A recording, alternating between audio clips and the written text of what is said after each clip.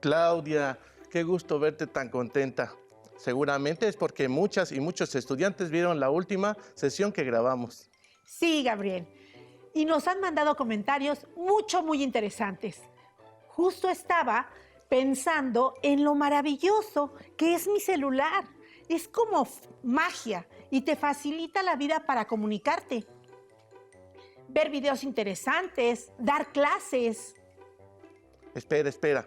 Como dicen en mi familia, estoy de acuerdo en que el celular tiene grandes bondades, solo que ningún sistema tecnológico es totalmente bueno o malo. Todos tienen sus implicaciones y por eso es necesario evaluarlos. Es verdad. Y como amantes de la tecnología, debemos reflexionar al respecto antes de enamorarnos de cualquier sistema tecnológico. Esa es la actitud. ¿Qué te parece si empezamos nuestra sesión y conversaremos de tu amadísimo celular? Perfecto. Les voy a dar la bienvenida, alumnas y alumnos de tercer grado de secundaria, a esta sesión de tecnología de tercer grado. Soy la maestra Claudia Solís y hoy conversaremos sobre la evaluación externa de los sistemas tecnológicos como el celular. Nuestro propósito es identificar los principales elementos de la evaluación externa de dichos sistemas. Y para ello tenemos nuevamente la participación del maestro Gabriel Navarrete. Es un placer estar aquí contigo y con ustedes, alumnas y alumnos de tecnología. Oye, Gabriel, ¿y si para iniciar recordamos el tema anterior? Me parece perfecto. Así que, alumnos y alumnas, pongan mucha atención. Lo primero que me gustaría recordar es que los sistemas tecnológicos son un conjunto de subsistemas técnicos en interacción dinámica, organizados en función de un propósito. Ajá, y cada uno está conformado por varios subsistemas que actúan de manera interdependiente para que funcione. Lo segundo que debemos recordar es que los sistemas tecnológicos deben evaluarse con el propósito de obtener información para tomar decisiones sobre sus posibles mejoras. Para evaluarlos podemos considerar dos perspectivas, una interna y la otra externa, y es precisamente de esta última de la que hablaremos en esta sesión. La evaluación externa refiere a las implicaciones que se pueden desencadenar por la creación, uso y desecho de sistemas tecnológicos en el contexto, es decir, en la sociedad y en la naturaleza. Calma.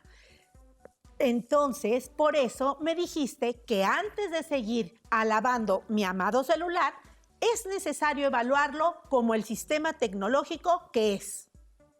Efectivamente, pero para poder evaluarlo tenemos que comprender muy bien parte de su funcionamiento para que así no sea nada mágico. Solo que antes de revisar cómo funciona en sí mismo, les invito a ver de qué manera se logra que nos comuniquemos a través de los celulares. ¡Excelente propuesta! ¡Corre video! Ay, qué buen programa. Yo creo que le gustaría a Karen. ¿Por qué no le marco? A ver. Espero encontrar a Karen. No suena. ¿Qué pasa? No puede ser. Sin señal otra vez. Es la tercera vez. ¿Qué estará pasando? ¿Sabes cómo llegan las señales de comunicación a los teléfonos móviles y a los televisores? ¿O cómo se conoce el pronóstico del tiempo? Gracias a los satélites es posible que la televisión, la radio, la telefonía y el internet se transmitan a nivel mundial, así como proporcionar señales para conocer la posición exacta de algún receptor por medio de los sistemas de geolocalización como el GPS. Los satélites artificiales son estaciones que permiten la recepción, amplificación y emisión de ondas de radio cortas. Estas ondas requieren de una estación terrestre para la emisión y recepción de señales electromagnéticas. Por ejemplo, un emisor envía una señal de radiofrecuencia al satélite y ésta recibe la señal y funge como repetidor, amplificándola y retransmitiéndola hacia los receptores con un rango de frecuencia diferente llamado enlace descendente. Los satélites cuentan con una fuente de energía compuesta por celdas solares y baterías para su almacenamiento. También cuentan con generadores de energía, como las pilas de combustible. Para su funcionamiento, el satélite requiere de diferentes computadoras que permiten el control y el monitoreo de los sistemas y equipos. Cada satélite tiene un sistema de control compuesto por un giroscopio para medir su inclinación, acelerómetros para medir su aceleración, un sistema estabilizador de ruedas de reacción para describir su rotación y un conjunto de sensores para determinar su posición con la guía de las estrellas. Increíble, Gabriel. Esto que acabamos de ver me hace reflexionar sobre muchas cosas, pero que quizá la más importante es que los sistemas tecnológicos, como el celular, no siempre funcionan de manera aislada. En este caso, el satélite es un sistema tecnológico que tiene relación muy estrecha con él. Entonces, ¿podemos comenzar por ahí la evaluación externa? Pues sí y no. Sí podría ser porque identificamos la relación entre los sistemas tecnológicos. Por ejemplo, el celular no podría cumplir con su objetivo principal, como podría ser comunicar a distancia, si no existieran los satélites. Sin embargo, cuando hacemos la evaluación externa, debemos considerarlos por separado, a fin de comprender muy bien para qué se utilizan, cómo funcionan y de qué manera son creados. ¿Te gustaría saber cómo se crea un satélite y cómo lo ponen en funcionamiento? ¿Y qué tal a ustedes? No se diga más. ¡Adelante!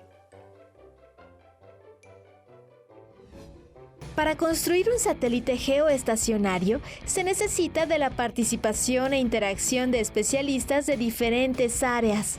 En el diseño intervienen ingenieros en electrónica, informática, sistemas y robótica, quienes combinan la computación, ingeniería, electrónica e ingeniería de software para crear sistemas inteligentes que recopilan información de manera automática y que, además, monitorean e interpretan datos de las misiones especiales. Por otra parte, matemáticos y físicos trabajan para colocar los satélites, lo cual consta de varias etapas. Primera, se requiere un cohete transportador que lleve el satélite a la órbita geo.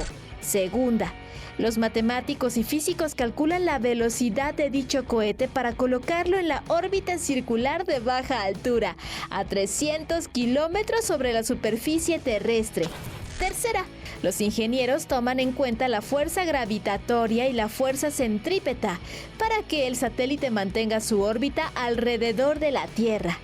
Cuarta, la fuerza centrípeta proporciona la aceleración normal que modifica la dirección de la velocidad y obliga a los satélites a seguir la supuesta trayectoria circular. Quinta, el satélite se mueve en ángulo recto con la fuerza de gravitación que actúa sobre él. No hay cambio de rapidez, solo hay cambio de dirección. Sexta, el cohete que transporta el satélite cruza la atmósfera a través de todas sus capas. Séptima, al llegar a una altura de 193 kilómetros, el sistema de navegación despliega pequeños propulsores que rotan al vehículo a una posición horizontal.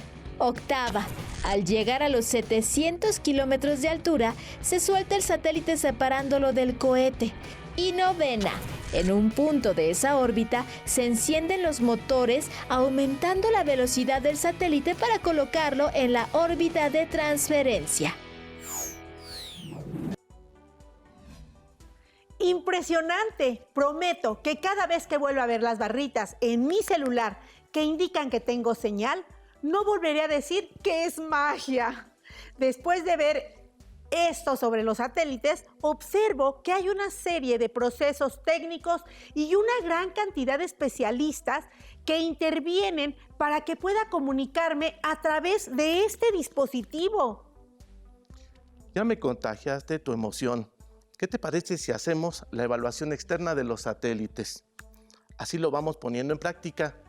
Me encantaría, pero hay dos cositas. Una es que no hemos conversado sobre los factores que debemos considerar para hacer la evaluación externa. Y la otra es que preferiría que evaluáramos a mi amadísimo y no mágico celular. De acuerdo, me parece muy bien. La evaluación de los sistemas tecnológicos consiste en poner en práctica diversos análisis para prever los impactos sociales y naturales derivados de los procesos técnicos que se requieren para su generación. Claro, por eso en cuanto a las implicaciones sociales se consideran las económicas, culturales y de salud, entre otras.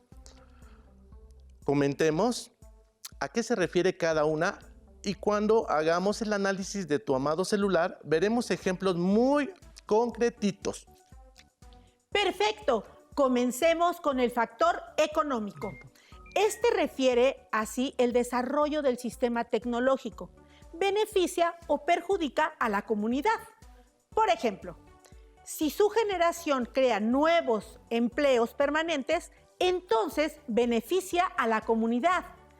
Pero si implica la explotación de las y los trabajadores, brindándoles salarios por debajo de lo que requieren para satisfacer sus necesidades y las de su familia, esto perjudica a la comunidad.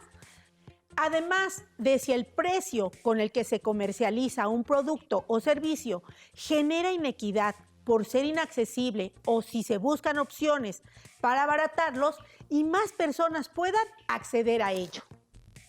El factor cultural, por su parte, refiere a considerar si el sistema tecnológico es apropiado para la comunidad en la que se generará o comercializará. Esto significa evaluar si, por ejemplo, el sistema preserva elementos culturales de la comunidad o si introduce nuevos que los enriquecen o van en detrimento de ellos. El factor de la salud, por otro lado, refiere a la valoración de las enfermedades que pueden contraer las personas que trabajan en la generación de un producto o servicio, al igual que los usuarios y usuarias del mismo. En este punto se debe considerar si no existen riesgos a corto, mediano o largo plazo. En el aspecto natural, el cual considera el clima, la flora, la fauna, el suelo, entre otros. Estos pueden verse afectados o beneficiados por la extracción o transformación del material o bien por la comercialización y uso de un servicio o producto, entre otros. Ahora que comentas sobre el aspecto natural, se me viene a la mente un ejemplo que refleja claramente lo que señalaste. El uso de cemento contra el adobe para construir viviendas. ¿Quieren ver a qué me refiero? Vamos a ver este video. ¿Tienes idea del impacto que generan nuestras viviendas? Las construcciones de hoy en día tienen consecuencias que se reflejan en nuestro entorno. En muchos países latinoamericanos, el cemento o concreto es el material más popular para la construcción de viviendas. El cemento es extraído de la naturaleza. Se desgajan los cerros para extraer la materia prima. Los sitios difícilmente vuelven a su estado natural. Se erosionan los suelos. Se destruyen las montañas con todo su ecosistema y se contaminan la tierra y las fuentes de agua. Después, camiones gigantes se llevan la materia prima hacia los hornos de fabricación de cemento. En estos hornos se eleva la temperatura a más de 1000 grados centígrados para cocer los materiales. Se requiere una gran cantidad de combustible para lograr estas temperaturas. Para obtenerla, se utiliza carbón, diésel o combustibles fósiles. Actualmente, hasta se utiliza basura como combustible en las cementeras. Se necesitan grandes cantidades de combustible para convertir la materia prima en concreto y se produce mucha contaminación. Los hornos que transforman la materia prima en insumo para la producción de cemento tienen chimeneas que emiten gases de efecto invernadero. Se calcula que la industria cementera en conjunto genera el 10% de los gases de efecto invernadero del planeta. Para obtener una tonelada de cemento, se llegan a generar 3/4 de tonelada de CO2. Por eso es considerada una de las más contaminantes. Además, cuando ya se elaboró el cemento, se tiene que transportar largas distancias para llegar a los centros de distribución y de construcción, que son miles. Para construir una casa de 100 metros cuadrados, se requiere un promedio de 80 bultos de cemento. Y esto no es todo. La construcción misma también impacta al medio ambiente y además la contaminación, especialmente atmosférica, nos daña la salud cuando respiramos esos humos tóxicos. Quizás deberíamos comenzar a buscar alternativas al cemento que tanto impactan nuestro medio ambiente y nuestra salud. Ya hicimos un pequeño recuento del cemento, pero las viviendas no están hechas únicamente de concreto. Hay otros materiales que debemos considerar. Uno en específico, el ladrillo. La producción artesanal de ladrillos es una actividad que usa leña, llantas, aceites gastados, residuos industriales y materiales orgánicos de desecho, por lo que puede provocar altas emisiones de partículas y gases. Además, las condiciones de seguridad e higiene en algunos talleres ladrilleros no son las mejores, lo que en ocasiones genera un problema de salud y daños al ambiente.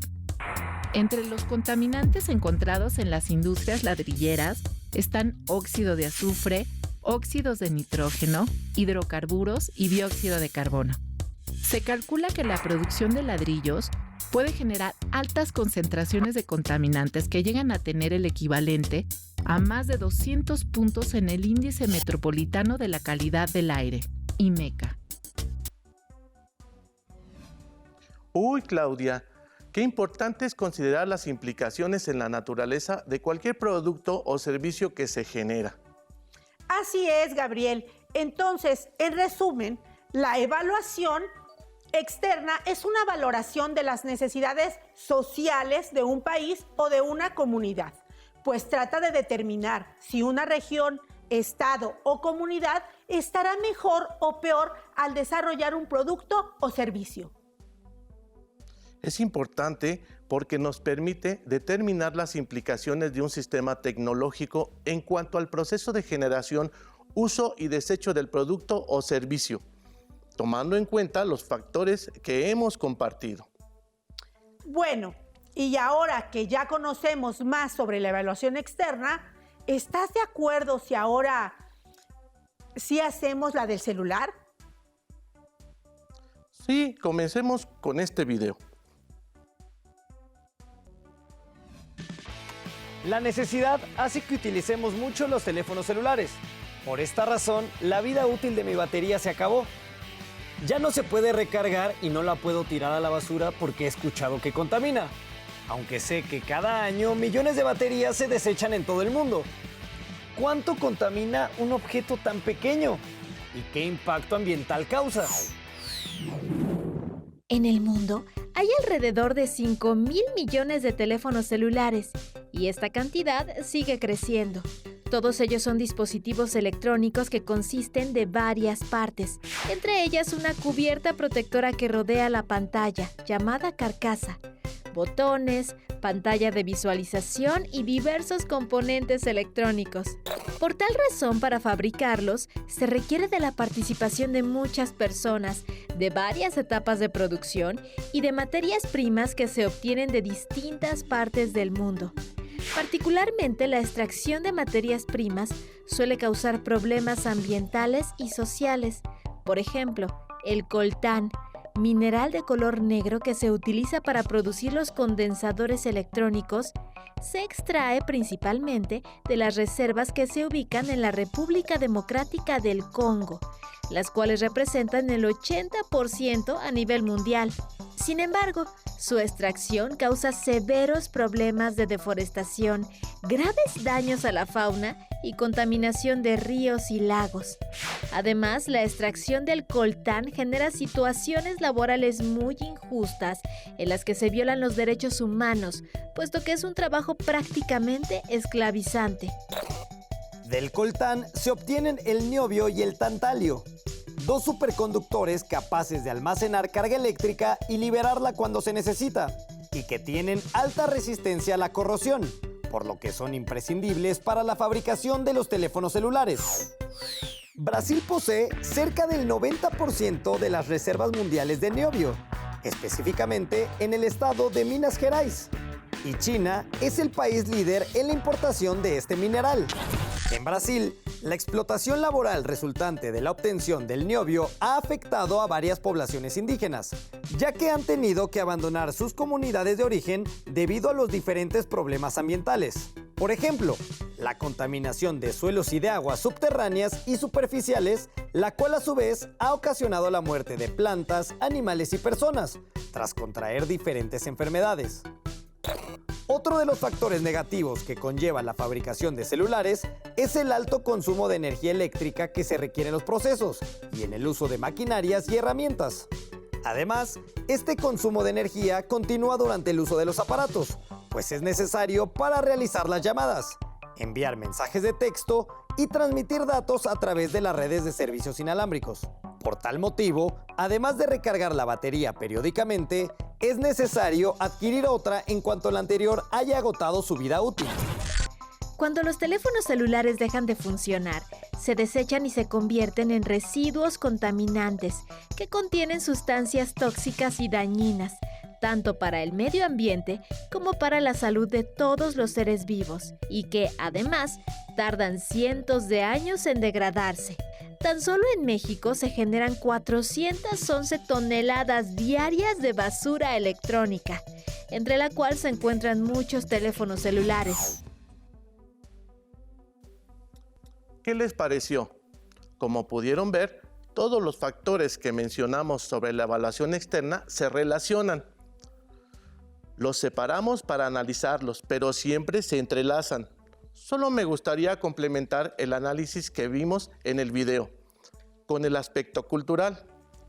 Fíjate que en muchas ocasiones nos compramos un celular de una marca u otra porque nos hace sentir que tenemos cierto poder adquisitivo, o como quien dice, dinero para comprarlo, y por ello quien nos vea con él nos admirará o querrá estar cerca de nosotros o nosotras. Esto sucede porque en la cultura de la sociedad de la que somos parte, esta es una forma de sentir aceptación o incluso superioridad entre quienes nos rodean. Ajá. Y respecto al factor económico, también quisiera complementar diciendo que se necesita para determinar los costos del proceso desde el diseño hasta su comercialización. Y esto tiene que ver con lo cultural y lo social en las personas que aceptarán y usarán estos productos. Sobre todo, es interesante pensar que al popularizarse más, los precios han ido bajando comparándolos con el momento en que salieron a la venta por primera vez en nuestro país. Es muy cierto, aunque quizá los que tienes una mayor capacidad o características superiores siguen sin estar al alcance de la mayoría de la población. Incluso los celulares de menor gama tampoco están al alcance del sector de población con menos recursos. Eso también es importante de considerar como una situación correspondiente a este factor. Ahora pensemos en el factor salud. Algunos celulares pueden ayudarnos mucho a monitorear nuestra salud. Por ejemplo, te señalan cuántos pasos has caminado en un día. Te permiten conocer tu frecuencia cardíaca o hasta te ayudan a ubicar la clínica o farmacia cerca de ti. Sin embargo, el uso de este dispositivo puede dañar nuestra vista, algunos dedos y tendones de nuestras manos, por la forma en que oprimimos las teclas e incluso nuestra columna por la posición que adoptamos para leer mensajes o ver algún contenido. Sí, además puede causar adicción. He observado muchas personas que dejan de hacer cualquier actividad para contestar mensajes en sus redes sociales o jugar, incluso cuando están comiendo y hasta cuando van al baño. Sí, por eso es tan importante considerar estos factores como usuarios, usuarias, creadoras y creadores. Pues ya con todo lo que hemos planteado hasta ahora, confirmo lo que me dijiste al inicio de la sesión. No todos los sistemas tecnológicos son forzosamente o benéficos o perjudiciales. Pueden tener diferentes implicaciones. Todo depende de lo que estemos evaluando. En el caso de las implicaciones de este dispositivo para la naturaleza, podríamos decir que, como lo vimos en el video, sus componentes pueden ser muy contaminantes. Efectivamente, Por ejemplo, las baterías de litio que tienen los celulares pueden dañar seriamente el suelo en el que se desechan. En cambio, si los reciclamos, podemos ayudar a generar opciones para no contaminar tanto, como vimos con el carro de la maestra Sandra hace varias sesiones. ¡Qué interesante, Gabriel! Entonces, podemos concluir que la evaluación externa de un sistema tecnológico está ligada a los factores del contexto en donde opera el sistema y tiene relación integral con cada uno de los factores mencionados anteriormente.